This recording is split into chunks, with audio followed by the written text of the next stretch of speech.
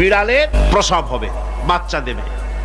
বিড়াল তখন ঘরের মধ্যে পেরেশান হয়ে ঘুরতে থাকে, একটা নিরাপদ জায়গা খোঁজে। প্রসব করার 2-3 দিন আগের থেকে খুঁজতে থাকে তার জন্য নিরাপদ জায়গা কোনটা। এরপরে খুঁজতে খুঁজতে প্রসবের দিন সে সত্যিকারের ঘরের মধ্যে সবচেয়ে কোনা কানা জায়গা যেটা, সেই রকমের একটা নিরাপদ জায়গা সে বেছে নিল। এরপরে বাচ্চা হলো। বাচ্চা হওয়ার পর এই বাচ্চার উপরে কেউ যেন আক্রমণ না করে, শত্রু যেন তার জায়গাটিতে না আসে, এই জন্য বাচ্চাটার ওর তো হাত দিয়ে মায়ের মতো কোলে নিতে পারে না, সে আস্তে করে ঘাটটা কামড়ায় ধরে যাতে করে বাচ্চা ব্যথা না পায়। ওইভাবে করে ঘাড় কামড়ায় ধরে আজকে এই সিঁড়ির নিচে, কালকে ওই খাটের নিচে, পরশুদিন এই আলমারির কোনায়, এইভাবে বাচ্চাগুলি সরায় সরায় রেখে বাচ্চাকে প্রতিপালন করে। এই বিড়ালটাই হেদায়েত দিলটা কে? যিনি দিলেন তার নাম রব, তিনি হচ্ছেন রব্বুল আলামিন। সন্তান প্রতিপালনের ব্যবস্থা শুধু দুনিয়ার মানুষকেই দেন নাই, প্রাণী জগৎকেও দিয়েছেন। সুবহানাল্লাহ।